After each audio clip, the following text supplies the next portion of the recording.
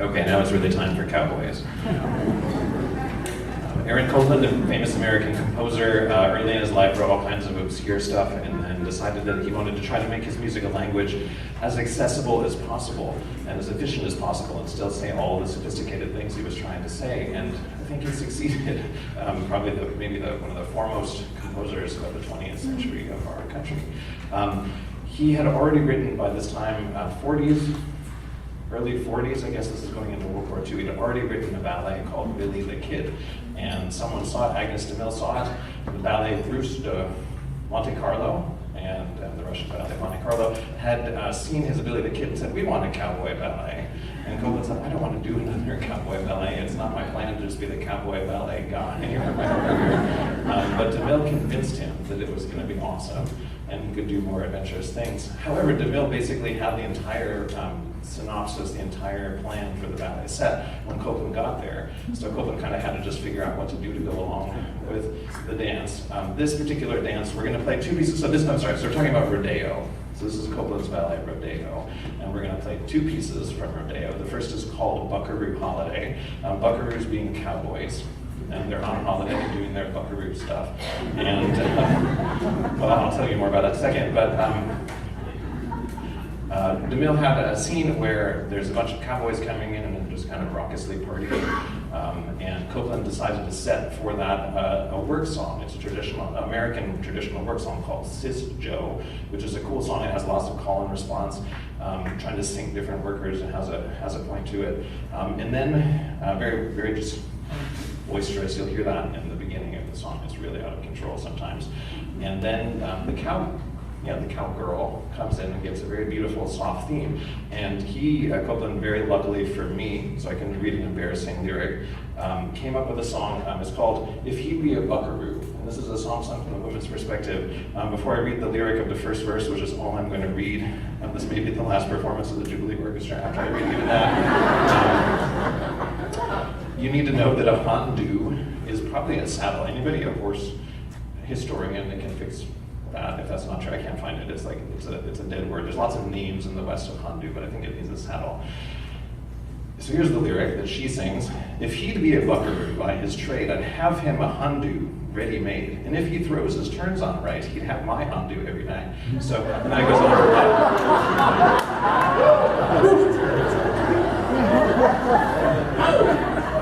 And there's one of them, a sailor and a priest, and something else I can't remember. So it's a great song. It's really raucous, joyous cowboy music, and there's some really beautiful, tender, sweet stuff in the middle. Trombone gets a solo. Yay, trombone solo. No pressure. And a trumpet solo. It's cool. It's complicated. And it's really hard. Good luck.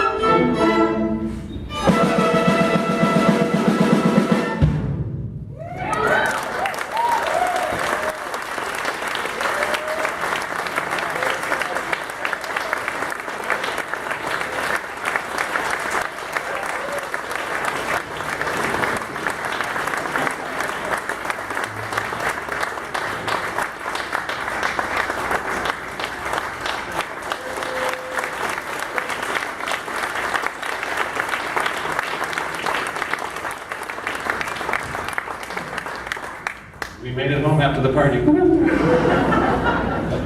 right, we have one more piece. It's not the beef, it's what for dinner song. That was what it was, but this is Hoedown from Rodeo. And this is a bunch of American fiddle tunes. We're very fortunate to have in our orchestra many, many talented musicians. That's a cue for applause.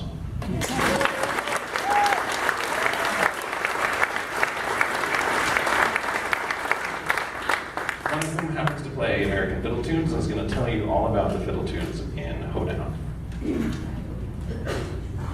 Hello, I'm Laurie Fisher, player of fiddle tunes, impersonator of second violinists, and many other things. So I did an internet search on the fiddle tunes that sourced this piece we're about to play orchestrally, and there's allegedly 3 tunes that inspired Copeland. One is a Scottish piece called Gilderoy. The other is a reel called MacLeod's Reel, also Scottish, but around these parts it's known as You Ever Seen the Devil, Uncle Joe? Or Hot Pie Ladies. And then the last one you heard is, or the one that you mostly will hear in the Hoedown piece, is a tune that was recorded by Alan Lomax in 1937. And you can listen to this on YouTube. And I went and listened to it, and the first thing I noticed was that fiddles in an alternate tuning, known as Dead Man's Tuning, poetically. So we'll play you that, but I'm going to play you a little bit of all 3 tunes. The first one, Gilderoy, is what the oboe little solo is theoretically come from, but I don't really trust that because I don't think Gilderoy sounds a bit like that oboe solo, but I know 2 or 3 other tunes that do, so folk, process, and action. Anyways, here's a few bars of Gilderoy for your listening pleasure, sir.